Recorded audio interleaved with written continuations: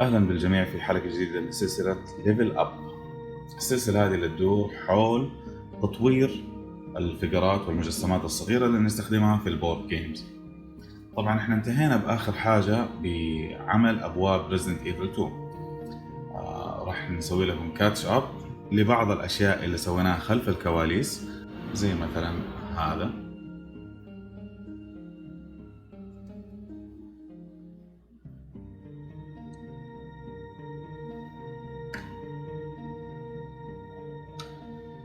وهذا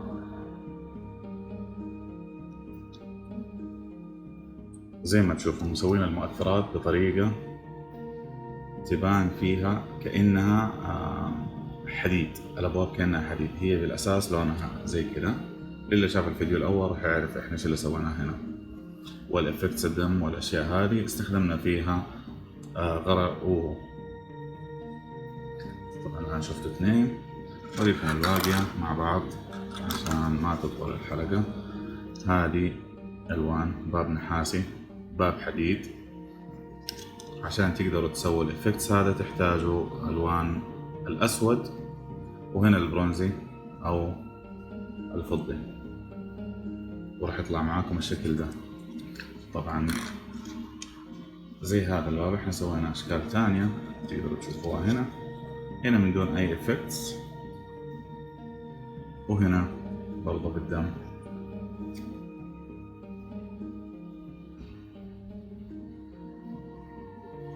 وأخيرا الأبواب السرية اللي تحتاج المفاتيح للدخول، هذه هي الباب الأزرق والباب الأخضر.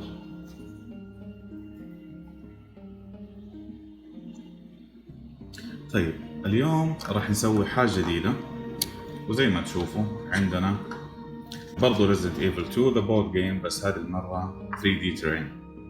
هذه الأشياء اللي نستخدمها في اللعبة عشان تعطي جمال إضافي. نشوفها.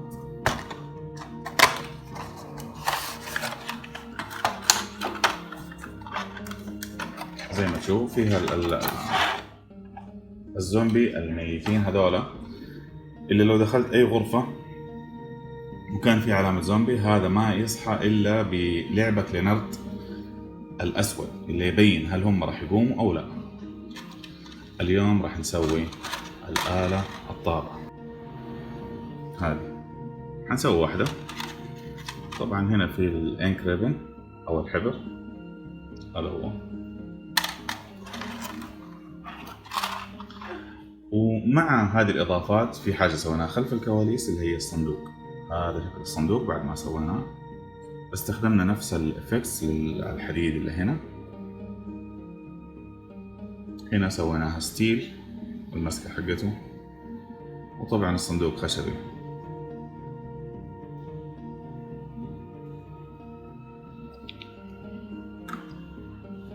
نحط هذه، وعشان تكون عندكم فكرة كيف راح نسوي هذا الفقر، شوفوا كيف شكله. راح نقارنه بصورة للآلة الطابعة هذه. شايفين الألوان اللي راح نستخدمها هي هذه. والآن نبدأ.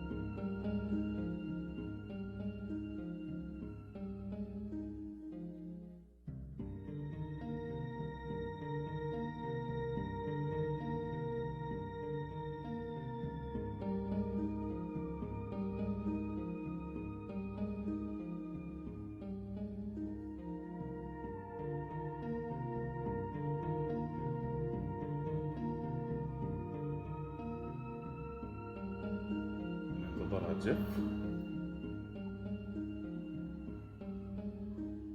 ونبدأ في تلوين الآلة الطابعة.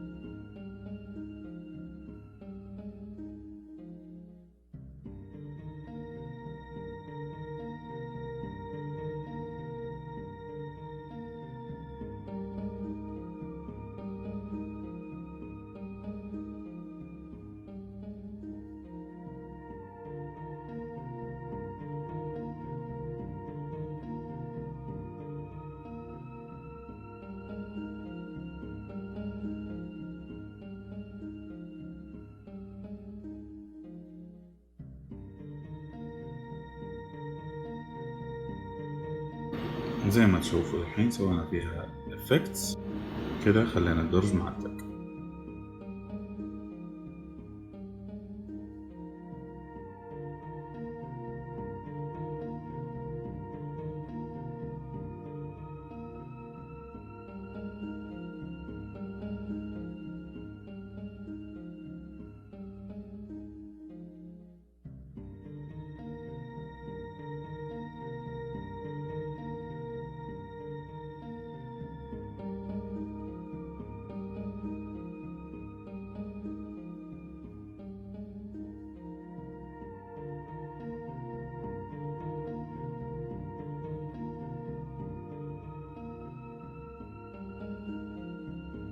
الآن زي ما تشوفوا المسكات صارت لونها فاتح. الآن ناخذ اللون النحاسي أو الذهبي المعتق القديم ونوريكم إيش نسوي فيه. هذا اللون راح نحتاج منديل، ناخذ شوي من اللون ونمسحه، بعدين نحطه على الحروف حقت الآلة الطابعة.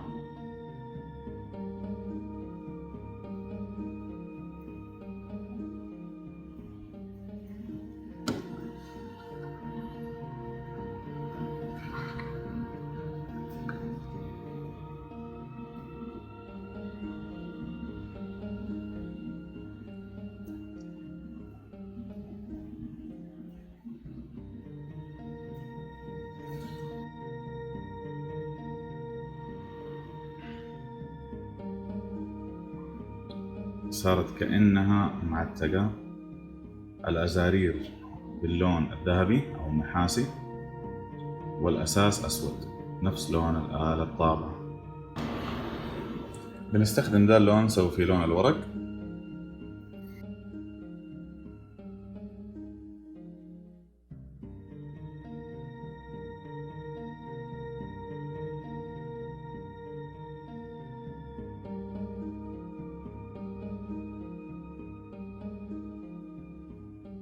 نرجع نشوف الصورة، نحتاج للون البني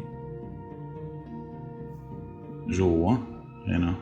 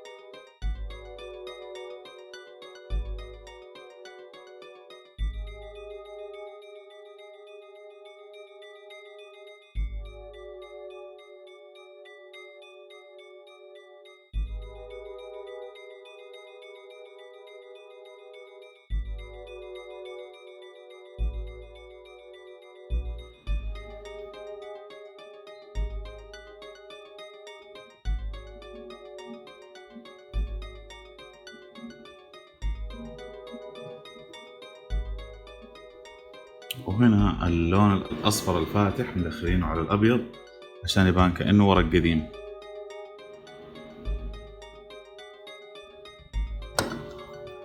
هذا اللون.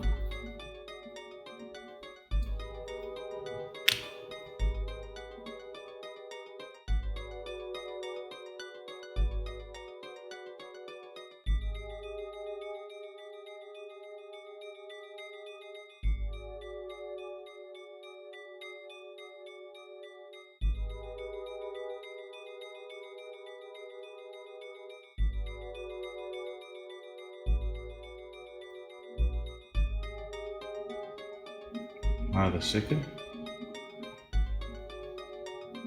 نقارنه مع الصورة.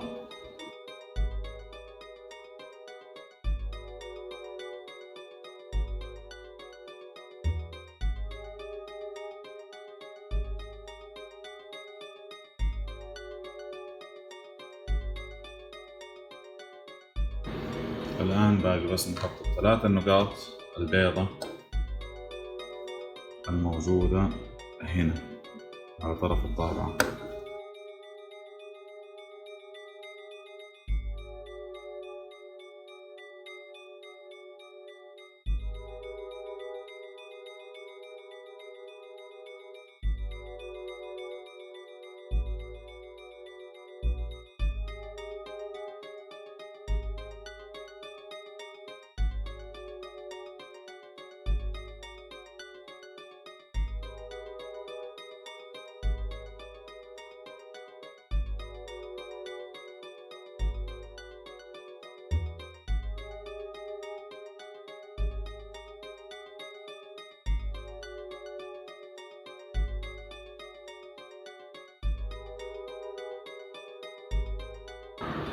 قبل ما نحط الورنيش والكوك شيد نبغى نظبط الأسود ده ونخلي شكله كأنه حديد، وراح نستخدم اللون الفضي. أوريكم كيف.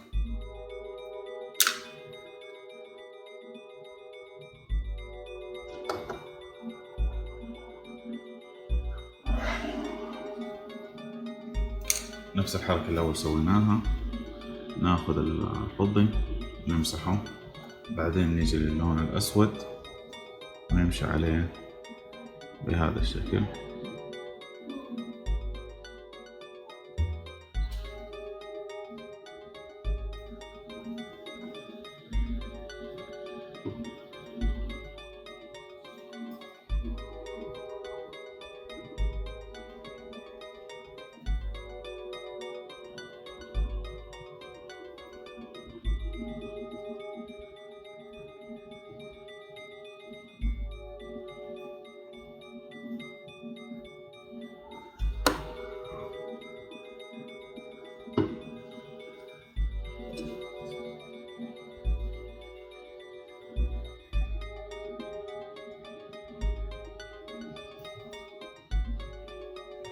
كده صارت الطابعة كأنها حديد.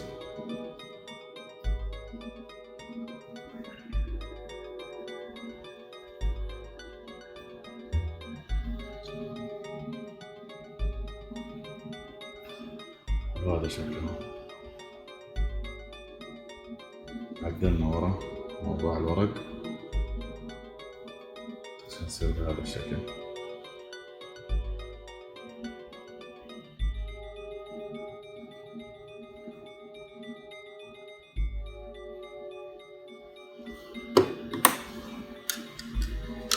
وأخيرا نحط الآن الكويك شيد.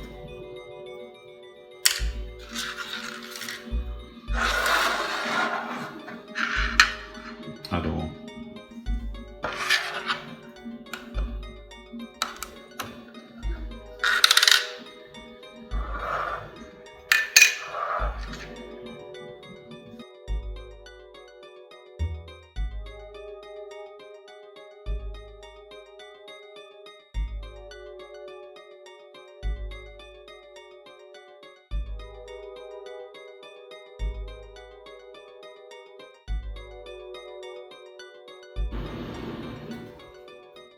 وننتظره ينشف ونحط الورنيش.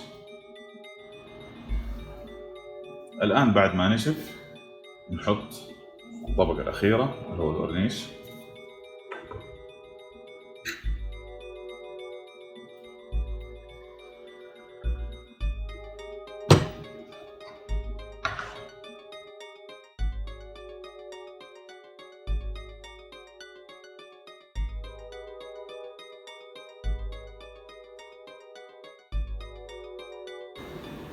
والآن الورنيش اللي حطيناه هذا حيكون هو الطبقة العازلة واللي تحمي اللون من إنه يتقشر. بكذا نكون انتهينا من التلوين، وبس ننتظره ينشف عشان نوريكم الشكل الأخير.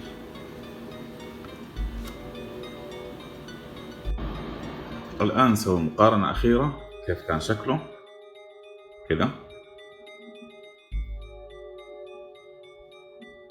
والشكل اللي وصلنا له الآن هذا.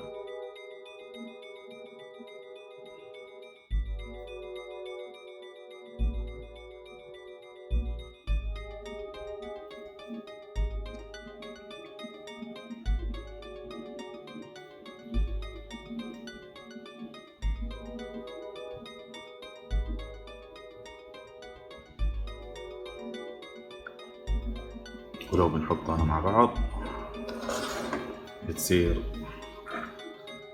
في اللعبة كذا شكلها.